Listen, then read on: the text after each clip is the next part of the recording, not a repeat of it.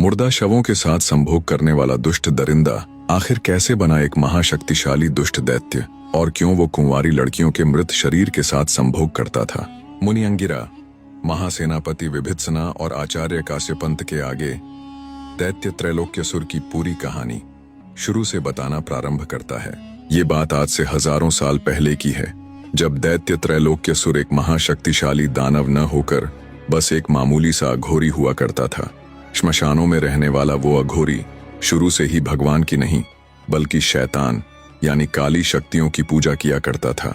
शुरू से ही उसके ऊपर वासना का भूत सवार था। मन में बहती वासना की तरंगों को पूरा करने के लिए वो मुर्दा शरीरों के साथ रति क्रिया किया करता था। दो ही चीजें ऐसी थीं जो उसके मन को लुभाती थीं और उसे अथाह सुकून देती थीं। पहली थी रति क्रिया और दूसरी थी भक्ति साधना। साधना के बलबूते वो अपार शक्तियां हासिल कर सरस्वत दुनिया पर राज करना चाहता था। वक्त बीतता गया और उसका समय इन दोनों चीजों में गुजरता गया, पर गुजरते वक्त के साथ मुर्दा शरीरों से उसका लगाव कम होता चला गया। अब उसे मुर्दा शरीरों के साथ रति क्रिया में वो आनंद व चरम सुख नहीं मिलता जो पहले मिला करता था। ज्यादा सुख के लालच में वो बेचैन रहने लगा। फिर एक दिन उसने सोचा, कैसा होता अगर मैं मुर्दा शरीर को फिर से जिंदा कर पाता, कैसा होता मैं उनमें फिर से जान डाल पाता। अगर मैं मुर्दा शरीरों के अंदर जान फूंकने में सफलता हासिल कर लूं तो रति क्रिया का आनंद ही अलग होगा। ये सोचने मात्र से ही उसे असीम आनंद की अनुभूति हुई। उसी दिन उस घोर पापी ने खुद से जिद की, खुद से एक वादा किया कि एक दिन वो मुर्दा शरीर में जान डालकर रहेगा। अपनी इस घोर प्रतिज्ञा के चलते उसने शैतान की साधना करनी शुरू कर दी। वो सालों साल भूखा प्यासा बिना अन्न व जल ग्रहण किए साधना में लीन रहने लगा, और एक दिन वो काला दिन आ ही गया जब उस पापी को अपनी कठोर साधना का फल मिल गया। जब काली शक्तियों ने उसे अपने दाता के रूप में चुना, तब से वो दुष्ट अघोरी किसी भी मृत शरीर में फिर से प्राण डालकर उसे जिंदा करने में सक्षम हो गया। मुर्दों के साथ रति क्रिया करने वाले उस दुष्ट को अब जीते जागते खिलौने मिलने लग गए। पर हर रोज मुर्दा शरीर कहां से आए? जब उसे मुर्दा शरीरों की भी कमी खलने लगी, तब उस दुष्ट ने अपने घोर तप से केवल अस्थियों के दम पर ही मृत जीव को जिंदा करने की शक्तियां भी हासिल कर लीं।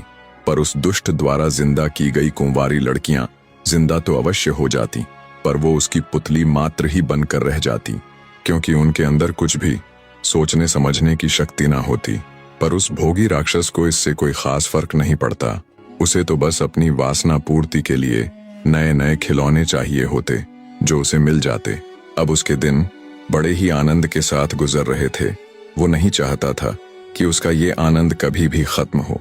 उसने एक बार फिर से कड़ी साधना की और अमर होने की सोची, पर काली शक्तियां इतनी सक्षम नहीं थीं कि वो उसे अमृता का वर दे सके।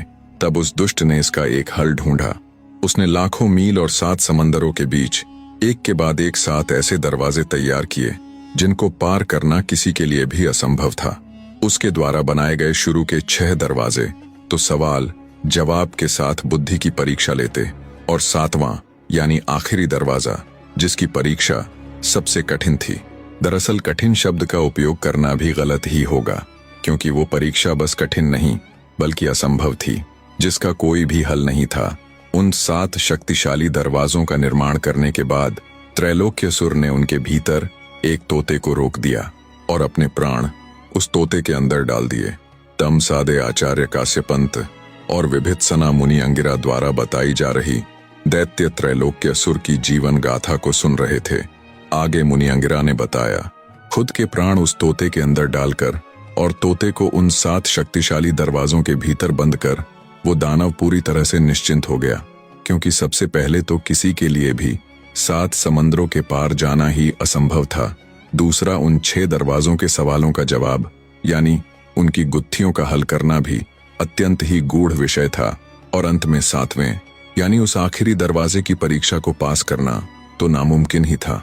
मुनि अंगिरा की बात सुन बीच में ही विभित्सना बोल पड़ी, बीच में टोकने के लिए क्षमा करे गुरुवर, पर उस 7वें यानी आखिरी दरवाजे की क्या परीक्षा थी?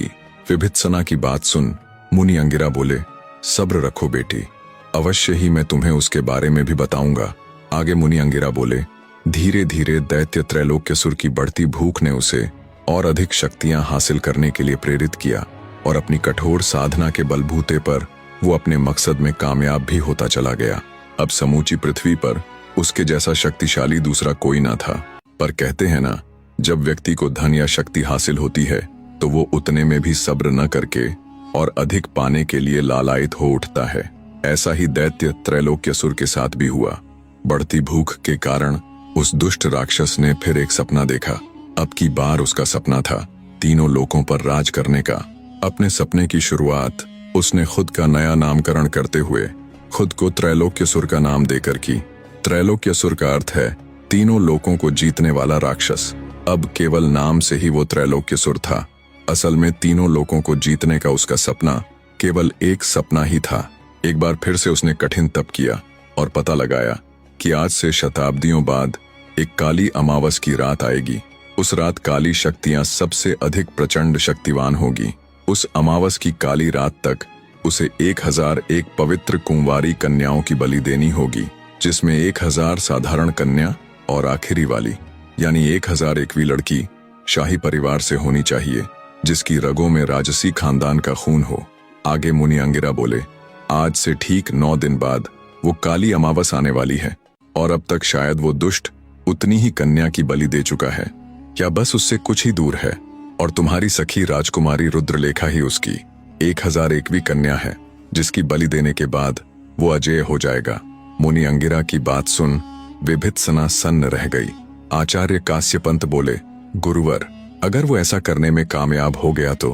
काश्यपंत की बात सुन मुनि अंगिरा बोले, तो वो अजेय हो जाएगा, फिर उसे हराना नामुमकिन होगा। फिर उसे अपने प्राणों को सुरक्षित रखने के लिए किसी तोते की आवश्यकता नहीं पड़ेगी।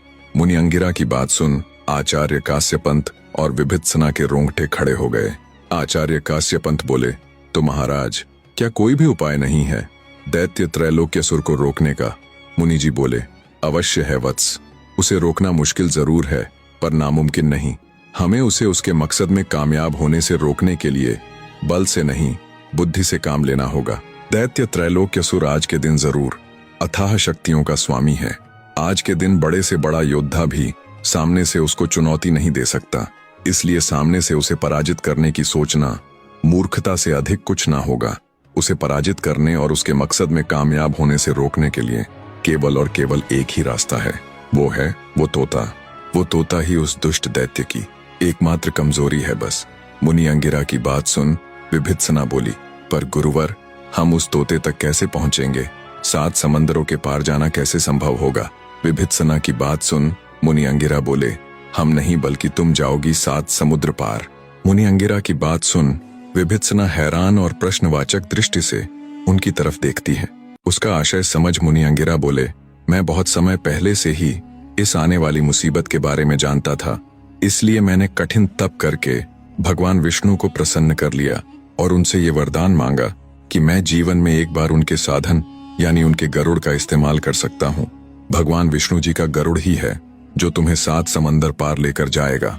मुनि अंगिरा की बात सुन आचार्य काश्यपंत और विभित्सना दोनों के चेहरे पर कुछ समय के लिए सुकून के भाव उभरे, पर अगले ही पल विभित्सना फिर बोल पड़ी, गुरुवर, लेकिन वो 7 दरवाजे मैं उनको कैसे पार कर पाऊंगी? विभित्सना की बात सुन मुनि अंगिरा कुछ नहीं बोले और आंखें बंद करके ध्यान किया। तभी एक चमकता हुआ दिव्य फल उनकी हथेली पर आ गया। आचार्य काश्यपंत और विभित्सना आंखें फाड़े सब कुछ हैरानी से देख रहे थे। मुनि बोले, बेटी, ये है बुद्धि फल, ये है तुम्हारे सवाल का जवाब।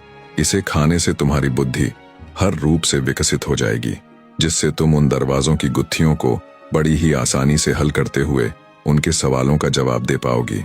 मुनि अंगिरा की बात सुन विभित्सना अब तक उम्मीदों से लबालब भर चुकी थी, पर एक बार फिर उसके दिमाग में एक सवाल कौंधा। बोली, माफ करे गुरुवर, पर भगवान विष्णु के गरुड़ और इस बुद्धि फल को खाकर तो कोई भी उस दैत्य का सर्वनाश कर सकता है, फिर मैं ही क्यों? आपने ऐसा क्यों बोला कि मैं ही हूँ जो दैत्य त्रैलोक्यसुर को उसके मकसद में कामयाब होने से रोक सकती हूँ, जबकि आपके द्वारा दी गई इन शक्तियों के बल पर कोई भी ऐसा करने में सक्षम है? विभित्सना की बात सुन मुनि अंगिरा के चेहरे पर हल्की सी मुस्कान आ जाती है। वो बोले, बेटी, कुछ देर पहले तुमने मुझसे एक सवाल किया था कि उस 7वें यानी आखिरी दरवाजे की क्या परीक्षा है? तुम्हारे उस सवाल और तुम ही ऐसा क्यों कर सकती हो, इन दोनों सवालों का एक ही जवाब है। मुनि की बात सुन विभित्सना अत्यधिक संशय और घोर आश्चर्य से भर जाती है।